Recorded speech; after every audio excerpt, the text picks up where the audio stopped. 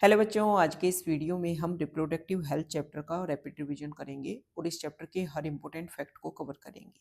तो सबसे पहले तो चैप्टर की हेडिंग को मैं आपको समझा देती हूँ। इन टर्म से हमें ये समझ में आता है कि जो रिप्रोडक्शन में जो ऑर्गन्स इन्वॉल्व हैं उनकी हेल्थ के बारे में इस चैप्टर में हमें समझाया जाता है। लेकिन WHO वर्ल्ड हेल्थ ऑर्गेनाइजेशन जो है वो ये बोलता है कि कोई भी पर्सन जो है वो ओवरऑल हेल्दी होना चाहिए, जैसे उसकी फिजिकल, इमोशनल, बिहेवियर और सोशल लेवल पर वेलबींग होना जरूरी है। इंडिया जो है वो वर्ल्ड के उन फर्स्ट कंट्रीज में आता है जिन्होंने नेशनल लेवल पर फैमिली प्लानिंग प्रोग्राम लॉन्च किया था और इंडिया ने ये प्रोग्राम 1951 में लॉन्च किया था। फिर उसके बाद में इसी प्रोग्राम का अपडेटेड वर्जन जो है जिसका नेम है reproductive and child health care programme launch किया गया। इस प्रोग्राम का मेन टारगेट ये था कि इंडिया में जो भी पॉपुलेशन है उसमें अवेयरनेस फैलाई जाए हर चीज़ को लेकर के, कि किस तरीके से जो पॉपुलेशन है वो ज़्यादा इंक्रीज ना हो और साथ ही साथ में जो अदर प्रॉब्लम्स है वो भी क्रिएट ना हो। मतलब ऐसा नहीं है कि फीमेल जो है वो प्रेग्नेंट तो हो गई लेकिन कोई अननेचुरल तरीके से फिर उस प्रेगनेंसी को वो अबॉर्ट करवाए। तो अवेयरनेस होनी चाहिए पर्सन में कि पहले ही कुछ ऐसे बैरियर मेथड यूज किए जाएं ताकि जिसकी वजह से प्रेगनेंसी ना देखने को मिले। साथ ही साथ में लोगों को ये बताना कि जो मैरिज एज ग्रुप है वो 18-21 ईयर्स है, इसके अकॉर्डिंग जो है वो लोग बच्चों की मैरिज की जाए ताकि बच्चों में एक अवेयरनेस क्रिएट हो और एजुकेशन, सेक्स एजुकेशन को प्रमोट किया जाए। अब ये जो भी अवेयरनेस है इसमें कौन कौन हेल्प करें? एक तो टीचर्स हेल्प करें, साथ ही साथ में जो है वो सोसाइटी इसमें हेल्प करे, पेरेंट्स इसमें हेल्प करें, सिबलिंग्स इसमें हेल्प करें और गवर्नमेंट जो है वो गवर्नमेंट अपने लेवल पर और कुछ एनजीओ जो हैं वो भी इसमें हेल्प करने के लिए आए। हेल्प कैसे किया जाए? एक तो ऑडियो वीडियो प्रोग्राम जो हैं वो लॉन्च किए जाएं जिसके थ्रू, साथ ही साथ में जो न्यूज़पेपर्स होते हैं उनमें टाइम टू टाइम ऐसे एडवर्टाइजमेंट दिए जाएं और इन सब के थ्रू जो है वो अवेयरनेस फैलाई जाए। अभी जो reproductive and child health care programme है इसमें इन सब पॉइंट्स के ऊपर तो फोकस किया ही गया। साथ ही साथ में ये बोला गया कि जो एमनियोसेंटेसिस होता है उसको भी क्या किया जाएगा, उस पर बैन लगाया जाएगा। एमनियोसेंटेसिस क्या होता है? देखो, कोई वीमेन प्रेग्नेंट होती है तो उसकी बॉडी में जो एम्ब्रियो है वो इस तरीके से प्रेजेंट होता है। एक्चुअली थोड़ा सा बेसिक अगर मैं आपको बताऊं तो मेल गैमेट और फीमेल गैमेट जब आपस में फर्टिलाइज होते हैं तो एक सेल बनती है जिसको बोलते हैं बेटा जाइगोट। अब ये जो जाइगोट है इसमें डिवीजन होंगे और ऐसे बहुत सारी सेल्स बन जाएगी। फिर ये सेल्स अरेंज होकर के इस तरीके से एम्ब्रियो का फॉर्मेशन करने लग जाती हैं। अब जब एम्ब्रियो का फॉर्मेशन होगा तो एम्ब्रियो को न्यूट्रिशन चाहिए, तो मदर से न्यूट्रिशन देने के लिए इस तरीके से इसकी जो बाहर की लेयर है वो प्लेसेंटा का फॉर्मेशन कर लेती है और प्लेसेंटा से जो मदर से इस तरीके से डिफ्यूज होकर के न्यूट्रिशन आए वो एम्ब्रियो तक पहुंचे तो उसके बीच में इस तरीके से अम्बिलिकल कॉर्ड का फॉर्मेशन हो जाता है। अब क्या होता है कि ये जो बाहर की लेयर है इसको कोरियोनिक लेयर बोला जाता है और फिर इसके अंदर एक लेयर होती है जिसको एमनियोन लेयर बोला जाता है। तो यहाँ पर जो फीटस है और जो एमनियोन लेयर है इसके बीच में से फ्लूइड भरा होता है। अब ये जो सारी लेयर है इनका फॉर्मेशन इन सेल से ही हुआ होगा, तो जब इन सेल से इनका फॉर्मेशन हुआ होगा तो इन फ्लूइड में भी कुछ सेल्स रह जाती हैं। तो क्या किया जाता है, जब वो सेल्स रह जाएंगी तो इन सेल में, सेल है तो जेनेटिक मटेरियल होगा, जेनेटिक मटेरियल है तो ह्यूमन का तो पता चल जाएगा कि 46 क्रोमोसोम में अगर हम 44 प्लस एक्स वाई है या फिर 44 प्लस एक्स एक्स है। अगर एक्स वाई है तो मेल है और एक्स एक्स है तो फीमेल है। तो क्या किया जाने लग गया कि इस फ्लूइड को निकाल करके टेस्टिंग की जाने लगी। तो ये जो प्रोग्राम लॉन्च किया गया इसमें इसके ऊपर बैन लगाया गया। अगर किसी लेडी को कोई प्रॉब्लम है या उसके पहले के कोई बच्चा है उसमें कोई जेनेटिक डिसऑर्डर है तभी जाकर के डॉक्टर से कंसल्ट करके डॉक्टर अप्रूवल देगा, तभी जाकर के इस फ्लूइड को बाहर निकाला जा सकता है। नहीं तो और किसी रीजन की वजह से या फिर सिर्फ फीमेल फिटिसाइड को चेक करने के लिए इस फ्लूइड को बाहर नहीं निकाला जा सकता है। तो ये से अच्छा भी है, इस फ्लूइड को बाहर निकाल के टेस्ट किया जा सकता है कि कोई डिसऑर्डर तो नहीं है, जेनेटिक डिसऑर्डर जैसे कि down syndrome, haemophilia, sickle cell anaemia, ऐसी जो जेनेटिक डिसऑर्डर है उनका पता लगाया जा सकता है ताकि फैमिली को बाद में प्रॉब्लम देखने को ना मिले।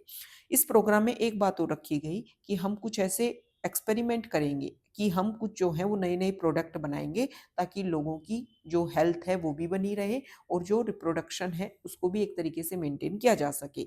तो इसी के तहत सहेली एक न्यू ओरल कॉन्ट्रासेप्टिव, ओरल का मतलब होता है कोई भी जो दवाई है, कोई भी मेडिसिन जो है वो माउथ के थ्रू ली जा रही है, तो ये एक मेडिसिन बनाई गई है सहेली, और इसको बनाया central drug research institute Lucknow ने। अब ये बात मैंने आपको बताई, पॉपुलेशन ज़्यादा ना बढ़े इसके लिए एक अवेयरनेस प्रोग्राम के तहत ये प्रोग्राम लॉन्च किया गया था, ताकि ओवरऑल जो पॉपुलेशन है उनको ओवरऑल इंफॉर्मेशन दी जा सके, सेक्स एजुकेशन के बारे में जो भी मिसकंसेप्शन है उनको दूर किया जा सके। तो सबसे बड़ा क्वेश्चन ये उठता है कि पॉपुलेशन बढ़ती कैसे है। एक एरिया है, इसमें मैं आपको समझा देती हूँ कि किसी भी एरिया में पॉपुलेशन जो है वो कैसे बढ़ती है।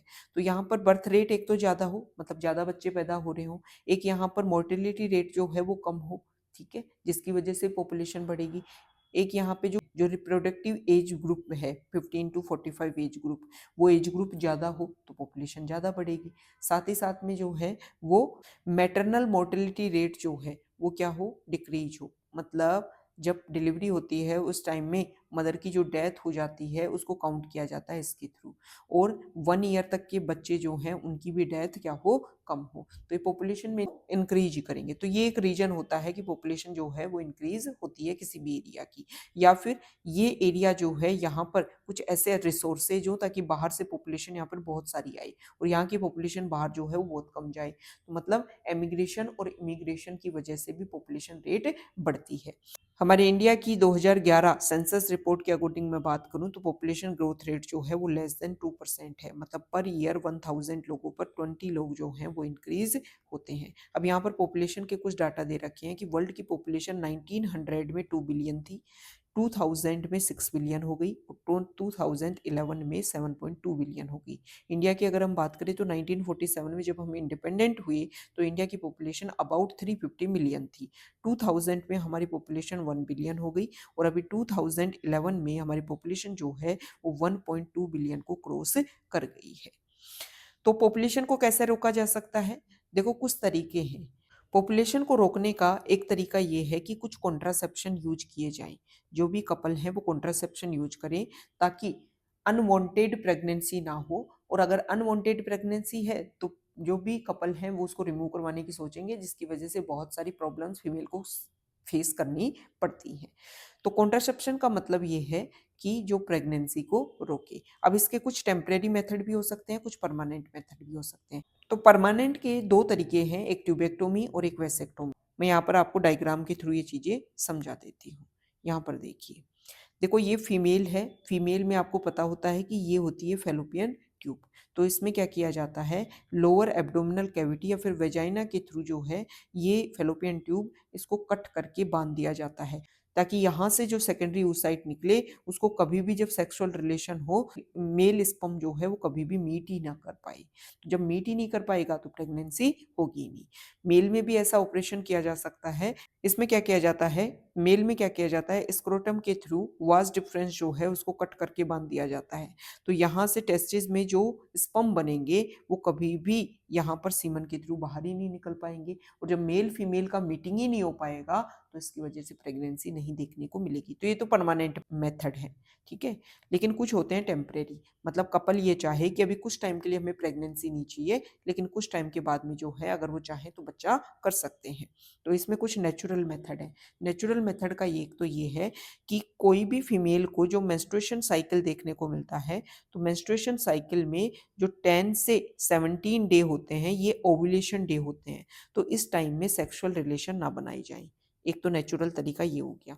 दूसरा तरीका ये है कि मेल और फीमेल अगर सेक्सुअल कोइटस कर रहे हैं तो उसमें मेल पार्टनर जो है वो अवेयर हो, और जब इनसेमिनेशन होना हो उस टाइम में वो पेनिस को वेजाइना के बाहर निकाल ले। ये एक नेचुरल मेथड हो गया। और एक नेचुरल मेथड ये है, अगर कोई विमेन है और वो लैक्टेटिंग विमेन है, मतलब उसका बच्चा छोटा है और वो उसको दूध पिला रही है, तो उस टाइम क्या होता है कि उसकी बॉडी में प्रोलैक्टिन हार्मोन बनता है। ये प्रोलैक्टिन हार्मोन जो है वो एफएसएच और एलएच को सप्रेस करके रखता है। लेकिन इसके लिए रिक्वायरमेंट क्या हो कि प्रोलैक्टिन हार्मोन बहुत ज़्यादा बने, और बहुत ज़्यादा प्रोलैक्टिन कब बनेगा, जब मदर जो है वो अपने बच्चे को इंटेंस फीडिंग करवाए, मतलब किसी और फॉर्मूला मिल्क इन पे डिपेंडेंट ना रखे, सिर्फ ब्रेस्ट फीडिंग ब्रीडिंग ही करवाए। तो जब ये बनेगा तो FSH और LH जो है उनका फॉर्मेशन कम होगा, और FSH और LH का फॉर्मेशन कम होगा और ओव्यूलेशन होगा नहीं, तो अगर सेक्सुअल कोइटस होता भी है तो प्रेगनेंसी नहीं होगी। तो ये नेचुरल मेथड है। देखो इनमें साइड इफेक्ट नहीं होते नेचुरल मेथड में, लेकिन इसमें जो है वो फेलियर रेट ज़्यादा है, मतलब चांसेज है कि प्रेगनेंसी हो सकती है। तो इसका एक अल्टरनेट है आर्टिफिशियल मेथड, मतलब कुछ ऐसे इंस्ट्रूमेंट यूज किए जाएं जिसकी वजह से प्रेगनेंसी ना हो। तो फर्स्ट तो है बेटा इसमें बैरियर मेथड। बैरियर में एक आ जाता है कॉन्डोम्स। कॉन्डोम्स जो है वो मेल के लिए भी आते हैं और फीमेल के लिए भी आते हैं। तो इसमें मेल और फीमेल इसका यूज करके सेक्सुअल रिलेशन बना सकते हैं और प्रेगनेंसी नहीं देखने को मिलेगी। इसके अलावा कुछ जो हैं वो आते हैं वॉल्स, डायफ्राम्स, ये सिर्फ फीमेल के लिए होते हैं। फीमेल जो है वो इनको यूज कर सकती है। जो कॉन्डोम्स होते हैं वो सेक्सुअली ट्रांसमिटेड जो इन्फेक्शन है उनसे प्रोटेक्शन देते हैं, लेकिन जो वॉल्स होते हैं वो सेक्सुअली ट्रांसमिटेड इन्फेक्शन से प्रोटेक्शन नहीं देते हैं। इंपॉर्टेंट फैक्ट है। अब होती है पिल्स।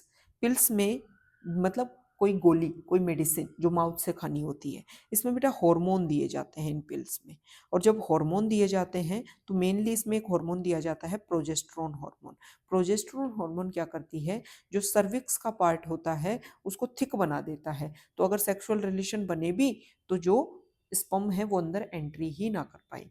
प्रोजेस्टेरोन का लेवल जब ज़्यादा होगा तो FSH और LH जो हैं वो सप्रेस रहेंगे, और जब FSH और LH सप्रेस रहेंगे तो ओव्यूलेशन नहीं होगा, और जब ओव्यूलेशन नहीं होगा तो प्रेगनेंसी नहीं होगी।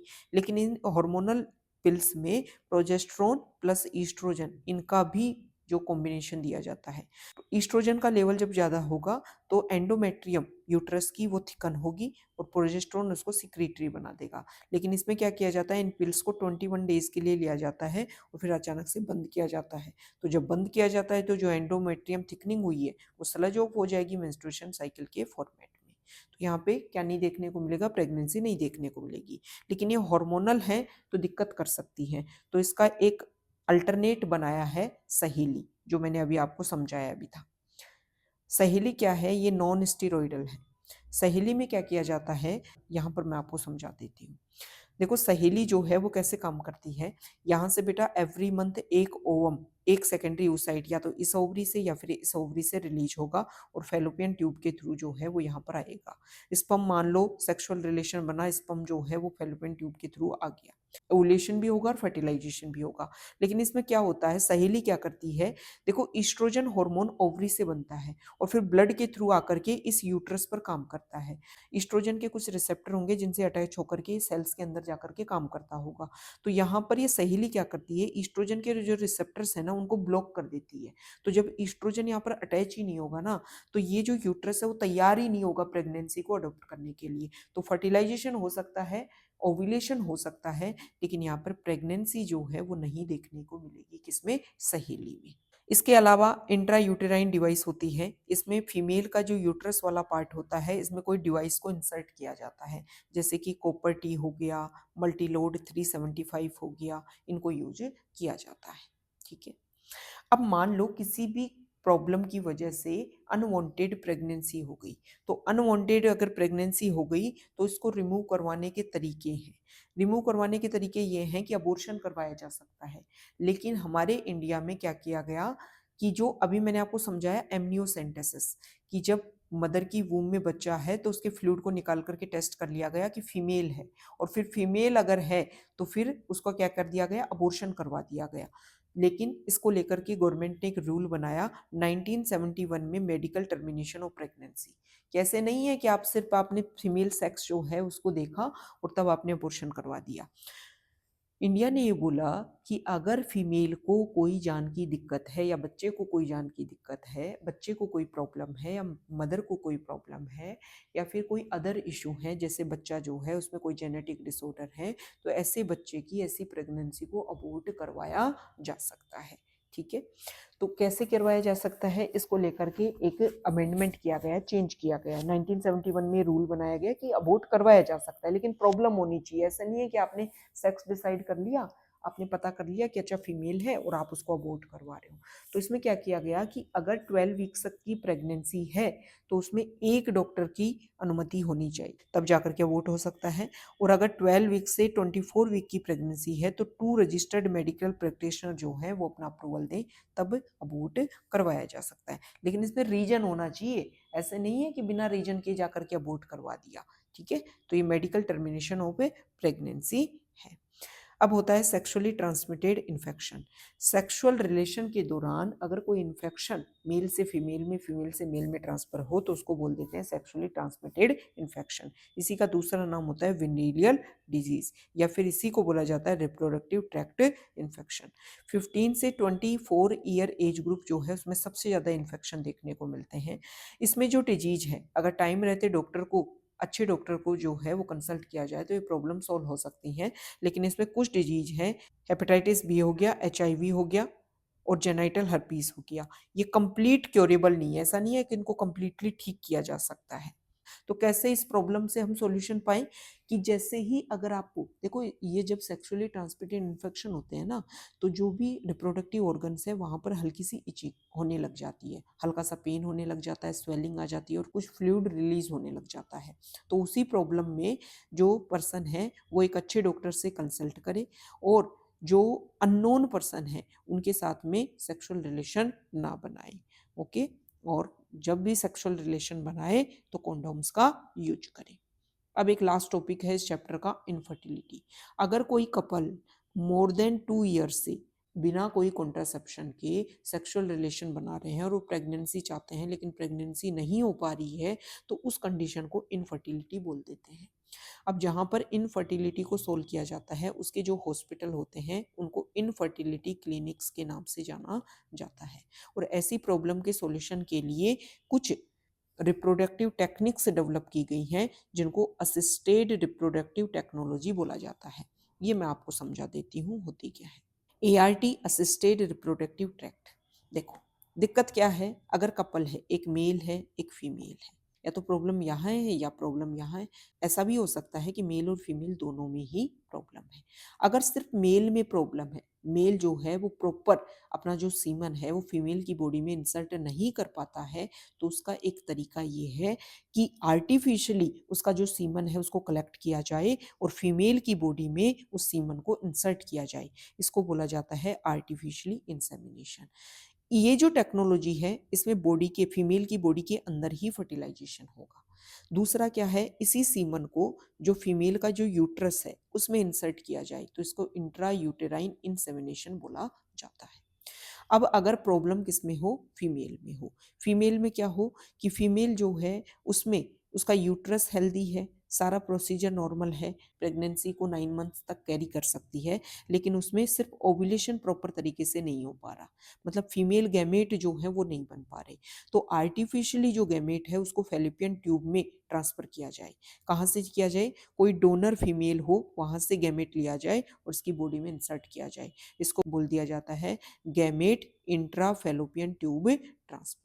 ठीक है, इसको गिफ्ट के नाम से बोला जाता है। तो आर्टिफिशियल इंसेमिनेशन गिफ्ट में बॉडी के अंदर ही फर्टिलाइजेशन होगा। अब अगर दोनों में प्रॉब्लम हो, मेल और फीमेल में, तो इसमें क्या किया जाता है, मेल का और फीमेल का गैमेट जो है वो बॉडी के बाहर निकाला जाता है और फिर उनको आर्टिफिशियली लैब में जो है फर्टिलाइज करवाया जाता है। फर्टिलाइज करने के बाद में एक सेल बनेगी जाइगोट, उसमें डिवीजन होगा। डिवीजन होने के बाद में अगर 8 सेल तक डिवीजन हो गया, 8 सेल बन गई और तब उस एम्ब्रियो को अगर ट्रांसफर किया जा रहा है तो उसको बोल दिया जाता है gift, zygote intrafallopian tube transfer. इसमें जो 8 सेल का जो एम्ब्रियो ट्रांसफर किया जाता है वो किया जाता है फेलोपियन ट्यूब में। और अगर 8 सेल से ज़्यादा सेल्स बन गई हैं तो उस स्ट्रक्चर को फिर ट्रांसफर किया जाता है फीमेल की बॉडी में, यूट्रस में, इंट्रा यूटेराइन ट्रांसफर। ठीक है, तो ये जो असिस्टेड रिप्रोडक्टिव टेक्नोलॉजी है। अच्छा, अब इसमें ये है कि मेल और फीमेल का गैमेट हमने ले लिया, लेकिन मेल का जो गैमेट है वो फीमेल का जो ओवम है उसमें इंसर्ट ही नहीं हो पा रहा। आर्टिफिशियली जो सेकेंडरी oocyte है उसमें स्पर्म को इंसर्ट किया जाता है, तो इसको इंट्रा साइटोप्लाज्मिक स्पर्म इंजेक्शन के नाम से बोला जाता है। तो ये चैप्टर है जिसमें हमने इस चैप्टर के हर इंपॉर्टेंट फैक्ट को कवर